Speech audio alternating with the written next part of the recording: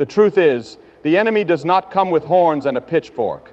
No, he moves in whispers, in manipulations, in unseen chains that bind the hearts of those around us. He works through deception, through division, through doubt, and if we do not learn to recognize his schemes, we risk being blind to the very forces that seek to destroy us.